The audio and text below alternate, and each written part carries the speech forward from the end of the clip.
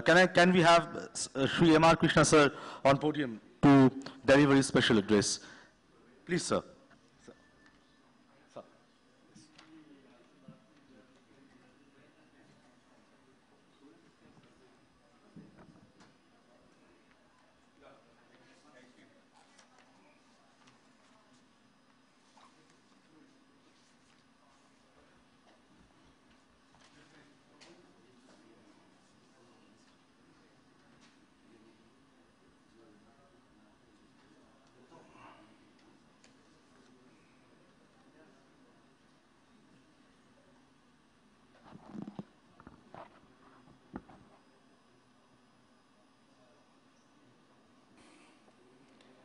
Just to briefly tell you about myself, my name is Krishna, M.R. Krishna.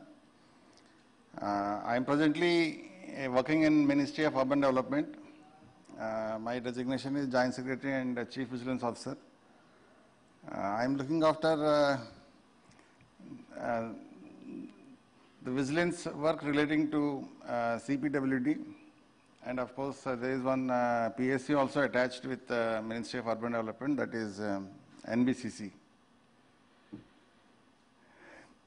So I'm happy today afternoon I've got a chance to interact with all of you here. I thank ELETS also for giving me this opportunity. Today's topic on which we were supposed to speak is PSUs, the contribution in the growth of our economy, how the economy is moving, what is the contribution of PSUs in that. So we have a panel discussion also a little later on, but before that I would like to focus basically on certain issues about the PSUs and the role they played in building up the economy of our country. So I believe most of the delegates today are participating from different PSUs and are connected with PSUs. So the PSUs basically came into existence immediately after independence. The growth, if you just briefly look back at the history of the growth of PSUs, which is also synonymous with the growth of a country after independence. So the growth of PSUs can be broadly categorized as what was happening before independence and how PSUs have started, what were the reasons why PSUs have started, and how PSUs played a major role in shaping the economy of our country.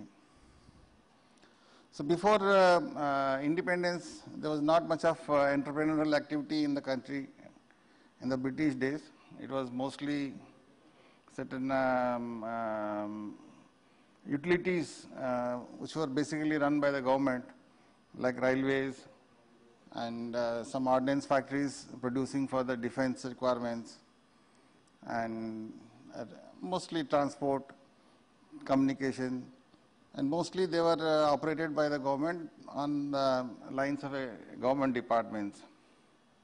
There is not much of private entrepreneurship in those days on a larger scale, except for localized whatever the business transactions that were going on. So immediately after independence, it was felt, the need was felt to put the country on the map of rapid industrialization and on the road for speedy economic growth. So basically, the model which was the great leaders at those immediately after independence, who started looking at the developmental aspects of the country. Immediately after deciding the political framework for the country, deciding the constitutional framework of the country, they have decided to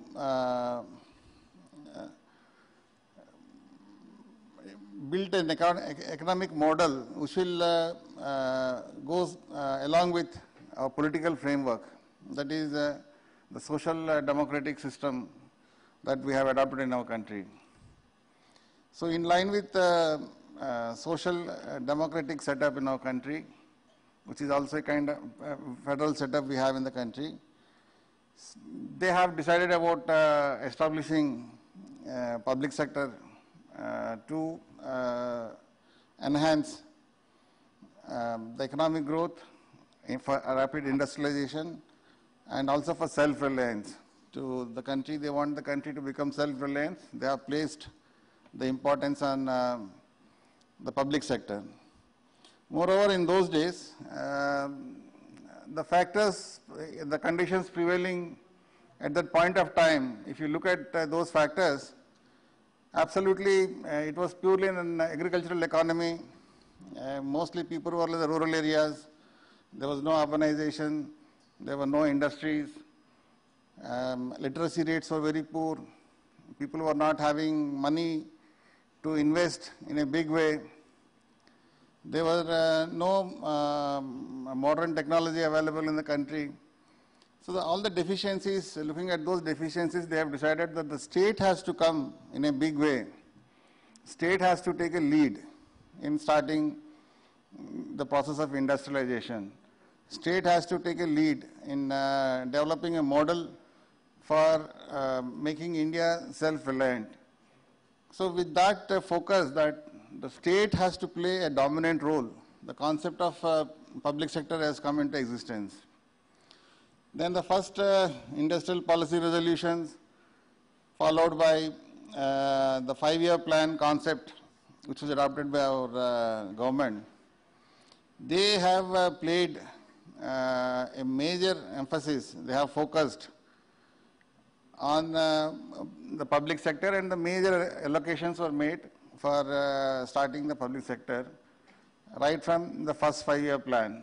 And subsequently, in the subsequent 5-year plans, major allocations were made to the public sector. And with these main objectives, the objectives was that making countries self-reliant, rapid economic growth,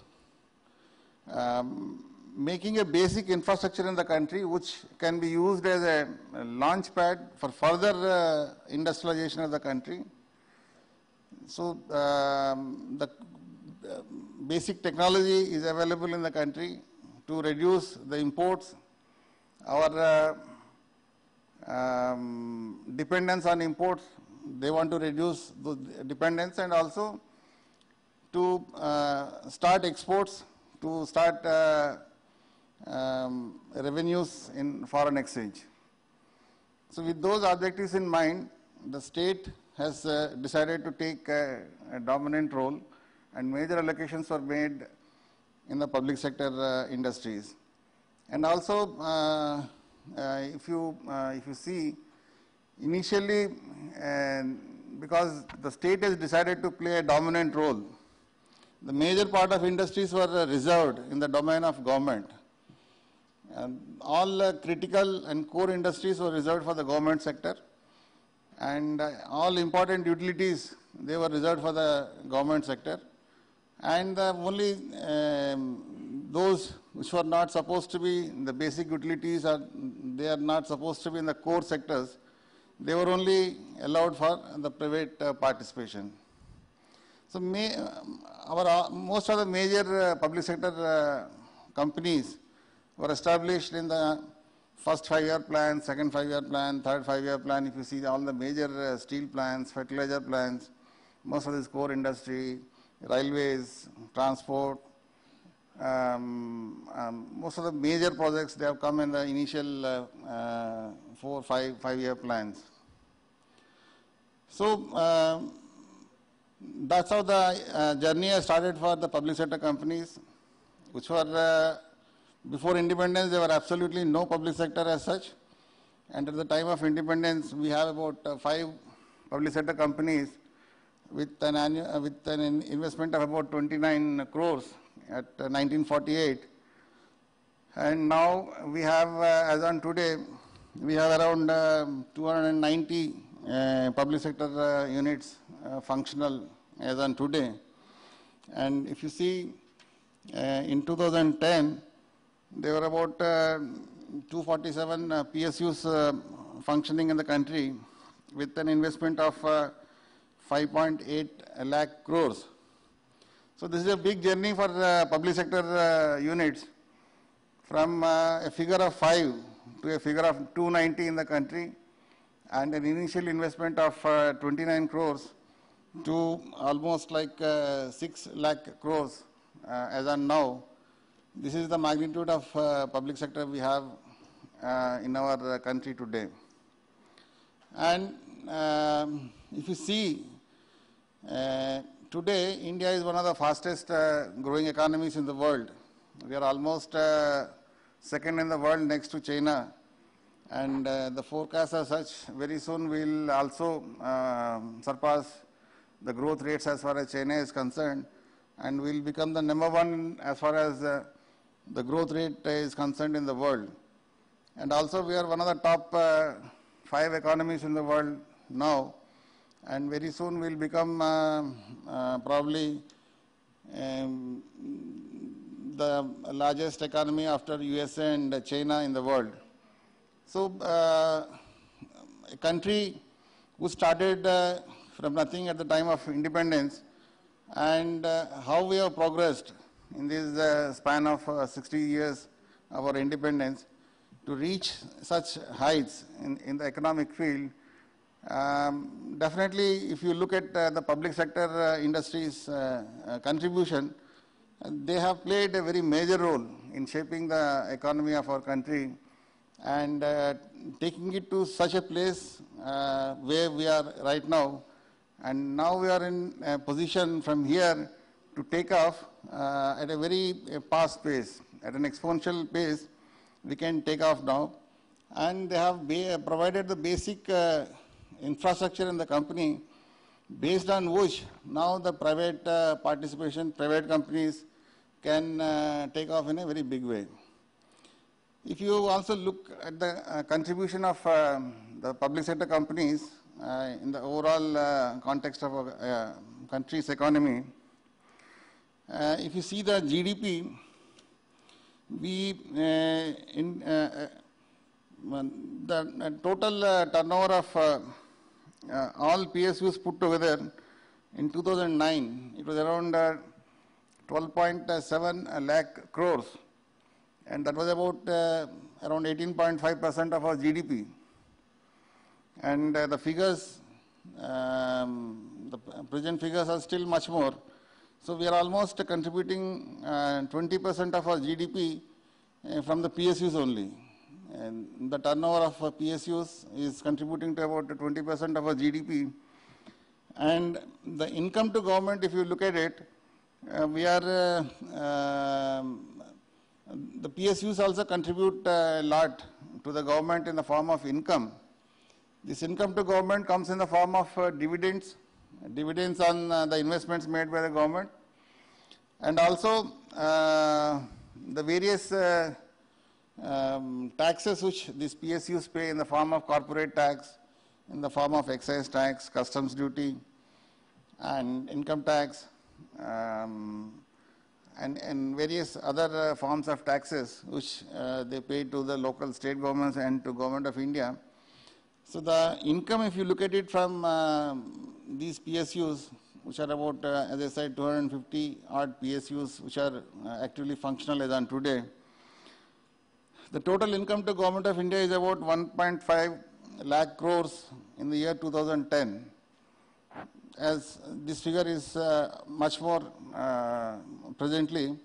So now every year these PSUs are contributing about 1.5 lakhs to 1.8 lakh crores of rupees to the Indian economy.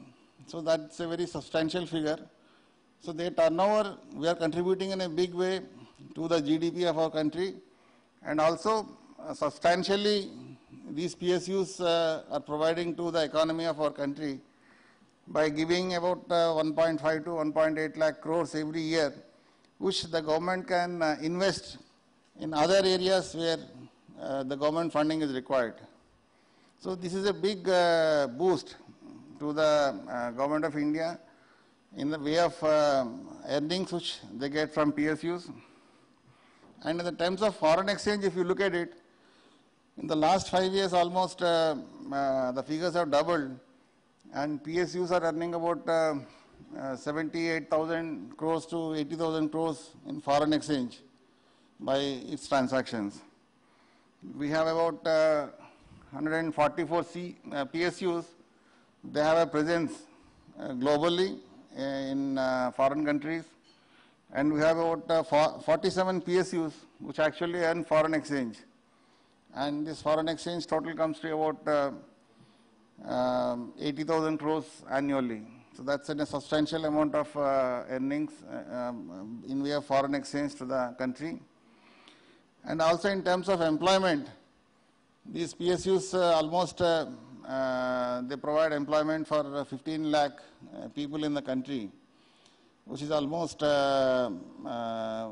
which was very substantial in the beginning when private sector was not that big in the country.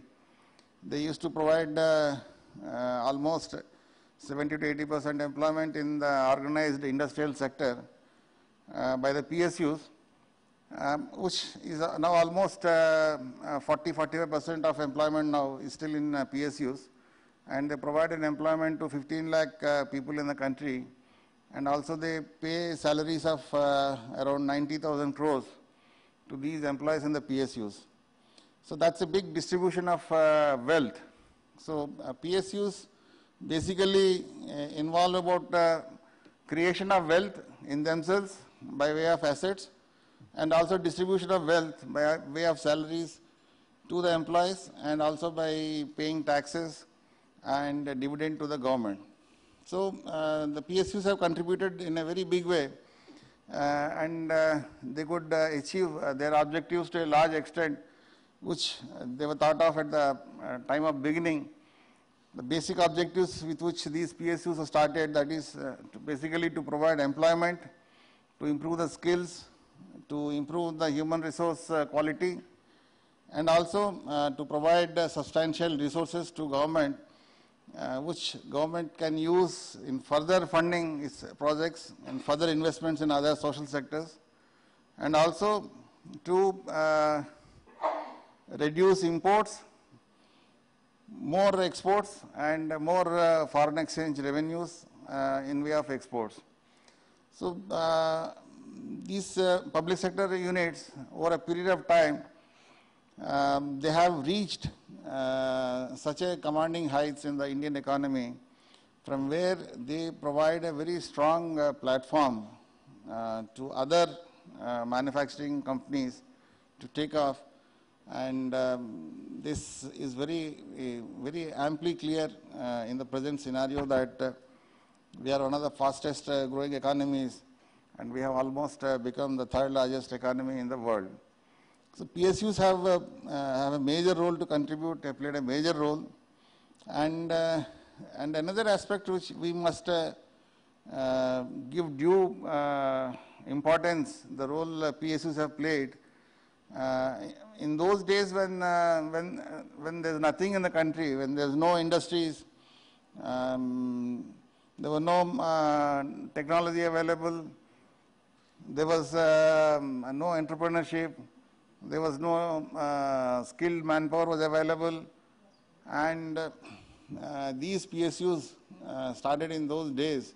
They could survive and they could take the present shape. Some of these PSUs are so big, they are now given a place in the world ranking companies, in the top 500 and top 1,000 list of the world rankings. The companies like ONGC, NTPC, IOCL, SAIL, they have reached, they have become so big, they have been recognized internationally, and they have a place of their own in their respective fields, and they have been recognized for their quality standards and for their products worldwide. So these companies could attain these present status by continuous struggle and by continuous efforts over a period of time. And this has definitely shaped the present economy of our country. And so we can look back and say that these PSU companies, the objectives with which originally they were thought of, the objectives based on which these PSUs were started, have been fulfilled to a large extent, and definitely they played a very major role in shaping the economy of our country. And as I said, these PSUs, they could make a mark for themselves, struggling through the very tough times in the initial days, and they could survive those turbulent times, and they could reach the present heights from which now they are commanding the world economy. And these PSUs, definitely we all can feel proud of. And apart from their contributions from the economic side, they have contributed immensely on the social aspects also. Because initially there was no employment opportunities in the country. It was only PSU companies which started providing new employment avenues for the educated youth in the country in a very big way. They have provided the employment avenues, and they kept on recruiting year after year on a large scale to provide employment.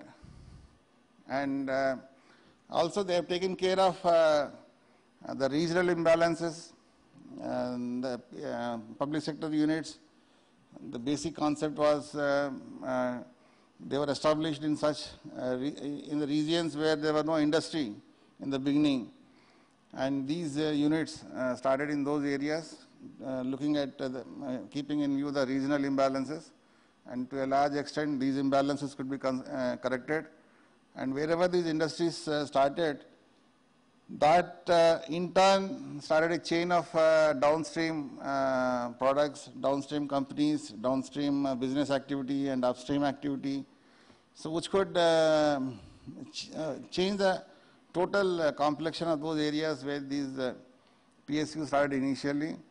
And apart from employment, these PSUs also helped addressing the regional imbalances, and also addressed the economic inequalities by ensuring distribution of wealth to disadvantaged sections in the society. And also they addressed the social needs in a big way.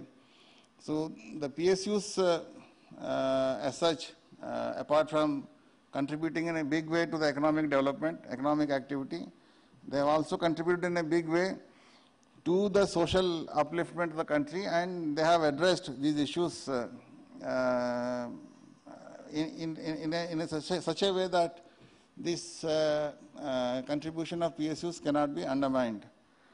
So now coming at this stage, it's very synonymous that the growth story of the country is also almost similar to the growth story of the PSUs.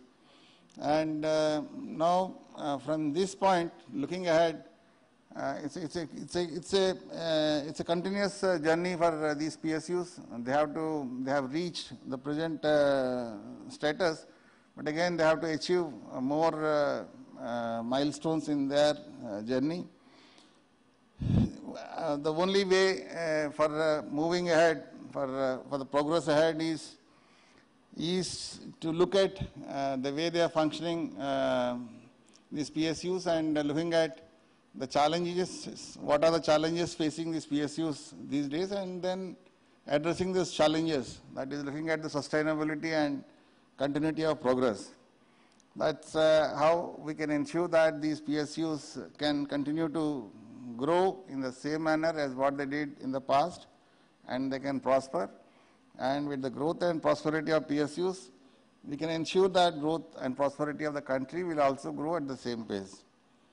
So this is a general view which I have presented before you, how the PSUs, they have started from nothing, they have reached the commanding heights in the economy of our country, and the present challenges which these PSUs are facing, are also equally important, and they are to be addressed. And to make them more functional, to make them equally competitive with the changed environment as on these days, because now we have private sector has come on a very big way in the country. We have a large number of competitive companies. The government has opened up a large number of areas which were reserved earlier exclusively for the government, exclusively for the public sector. These areas have been opened up now for the private sector also. So that has increased the competition in a big way. And now the PSU companies have to function in the changing environment. They will have to adjust to the competition. They will have to be more competitive and to survive, and also to be equally competitive with the private participants in their fields. So the government has taken a lot of initiatives to address these challenges which the PSUs are facing. And the classification of these Maharatna companies, Navratna companies, and Mini Ratnas, this was done basically to give a lot of autonomy and leverage to the managements, so that they can take decisions independently. They can take some major decisions without any wastage of time and without any interference. The boards can function more effectively, and they can do their business like any other private enterprise. And this functional autonomy also has helped in a great way. The administrative controls of the ministries have been reduced to a large extent. The MOUs system which they have started, Memorandum of Understanding, every year they enter into an MOU with the PSUs. These MOUs are based on economic performance indicators, also administrative performance indicators, and based on the performance ratings are being given to these PSU companies. The ratings, they give the classification as excellent, very good, good. And it's good to see that almost 70% PSUs, they have these ratings of excellent and very good. And many sick PSUs have come out of the red, and they have started functioning, and some of those sick PSUs have started earning profits also. In fact, as on now, we have about 140 PSUs which are making profits regularly, that is profits continuously for the last 3 years. And the number of sick units also has come down drastically. Earlier the figure used to be around 147 sick units 5 years back. Now that figure has come down to 40, and hopefully even those sick units will be revived and they will be en route to recovery. So efforts are being made continuously to give more autonomy, more functional autonomy, more independence to the managements of these PSUs. And if they can modernize their managements in the PSUs, they can run the PSUs on the corporate style managements. And if they can give more attention to their human resources management and improve the management styles and performance standards can be definitely improved. Apart from this, another big contribution of the PSUs is by way of the disinvestment. A lot of, in fact, lakhs of crores of government money is locked up in these PSUs in way of investment, and the government started disinvestment in a very professional manner, And by disinvestment, government also is receiving huge amounts of money every year, almost in the range of 20,000 crores to 30,000 crores they could raise as a part of disinvestment of PSUs. And this year there's a target of about 70,000 crores by way of disinvestment in the PSUs. And this money can help government in a big way to overcome the financial constraints.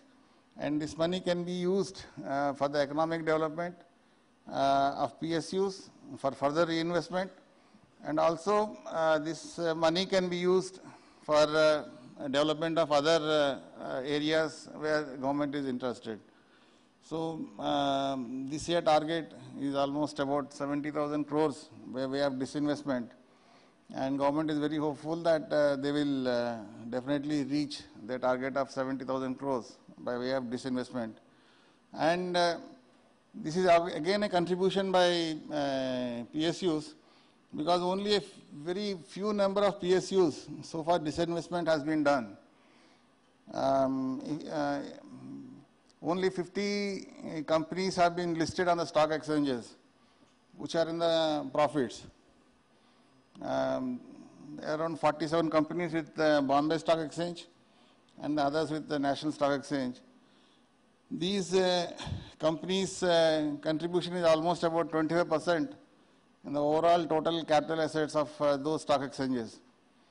And by way of disinvestment, the government is able to raise a lot of money.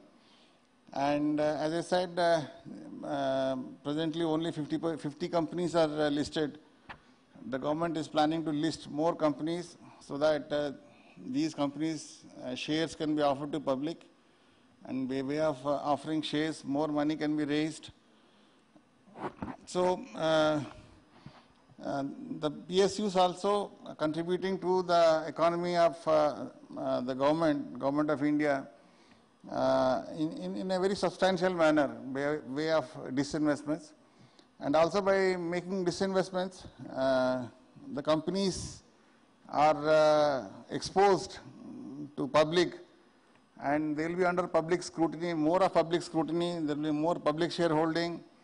That will make PSUs more responsible in their functioning, and also that will improve further their functioning and almost make them function on the lines of any private corporates.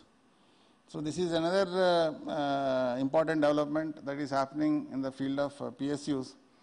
And as I said, this categorization of Maharatna, Navratna, Mini Ratna companies also is a big incentive for these PSUs to perform, and the performance is rated based on their profits, is based on their administrative systems, is based on their management systems. And employees are given performance-related pay, PRP, or they are given bonuses based on their performance, which further motivates the employees in the public sector companies. So these measures will definitely go in a long way to improve the working in PSU companies.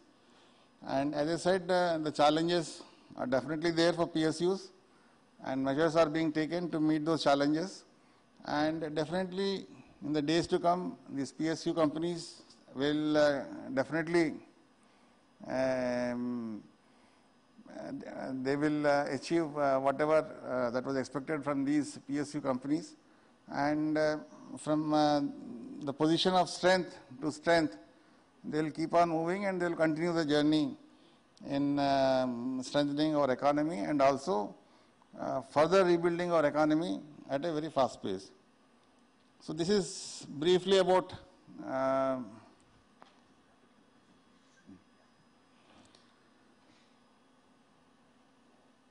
the economic progress of PSUs and the growth story of PSUs with the growth of country's economy. And I would like to have some kind of interaction if anybody would like to ask, would like to know.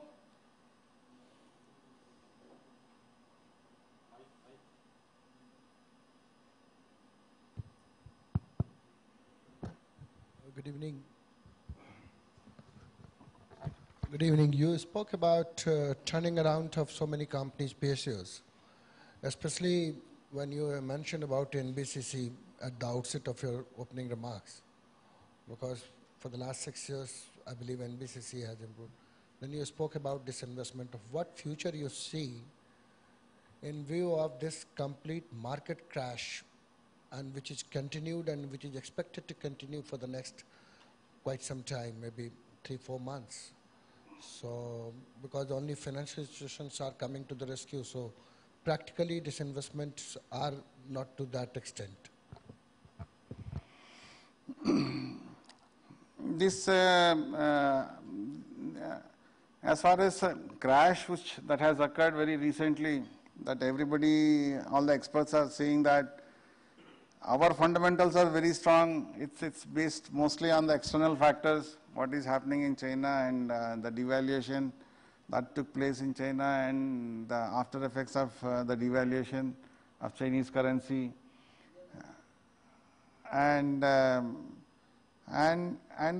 value of rupee has depreciated, but they feel our fundamentals are very strong, and they keep saying that Indian, particularly in the Indian context, our strength is our public sector, because that's where when such kind of economic crisis took place in 2006, 2007, in those days also PSUs stood their ground and they contributed in a big way.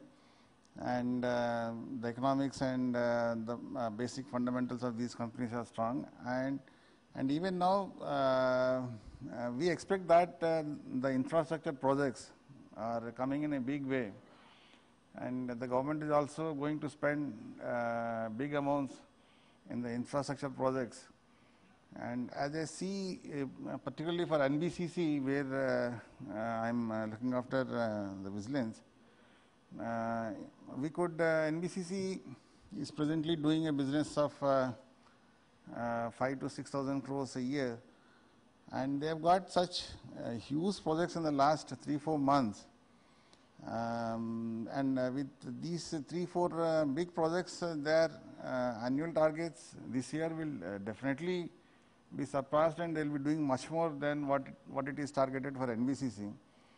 Because NBCC has basically got 4 major infrastructure projects.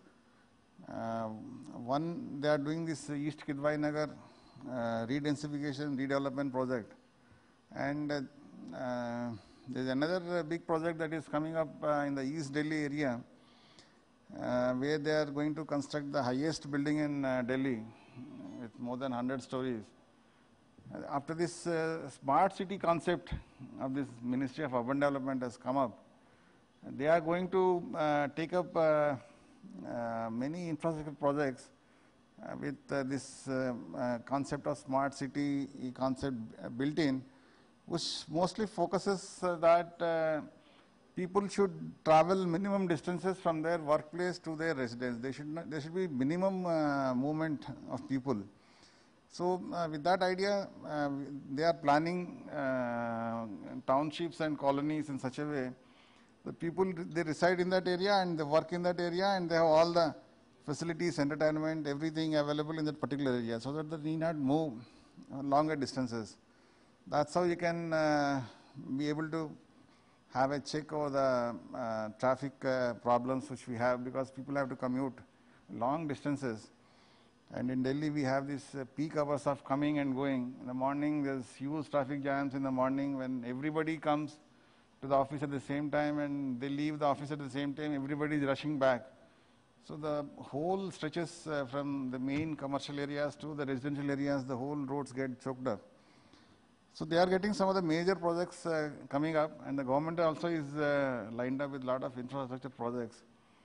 So with these kind of projects coming up, at least for NBCC, the future is quite bright. They've already got big projects, and some other projects are in the line. They're actively participating in those projects, which are likely to be announced also. And I also strongly believe that this phase this temporary crash in the markets, and definitely this was a bad phase, but everybody is expecting very soon that we'll come over this crisis, and some improvements have already started, have already seen. The rupee has started appreciating better, and some Sensex also has gone up. But it will be there for some time. Everybody says it's a temporary phase. It will be there for a short time, but we'll definitely overcome this crisis very soon.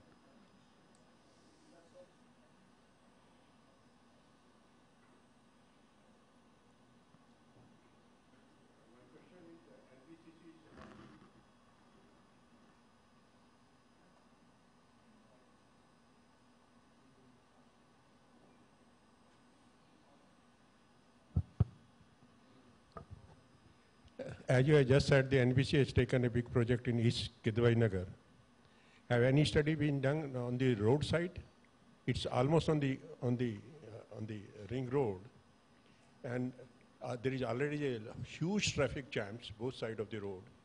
And since this commercial project is coming in East Kidwai Nagar, has any studies been done how to cope up with the future traffic on the road, both sides, either that Safdarjung road or towards that road? Because the medical enclave is on the right side of this. All India Institute, Indian Council of Medical Research, National Medical Library, National Board, and then South Extension. So how this commercial has come up without, I don't know whether any study has been done about the... To tell you frankly that we have not conducted any study as far as traffic outside the project is concerned. That is true. But we have taken care about the traffic requirements or the parking requirements within the complex.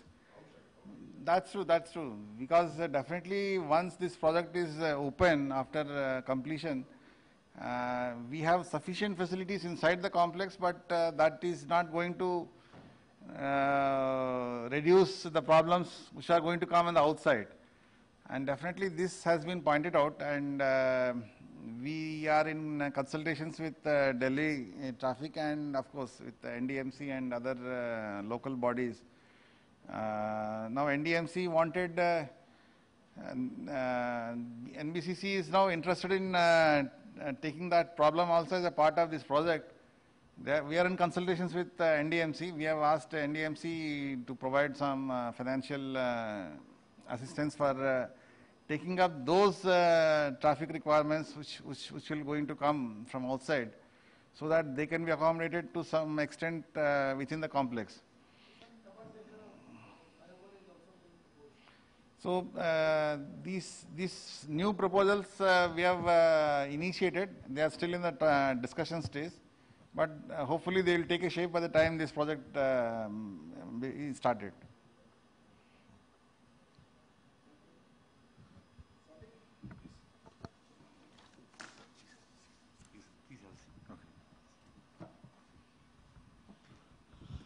Now, sir, as appreciation for his speech, Fahim, if you can come on stage.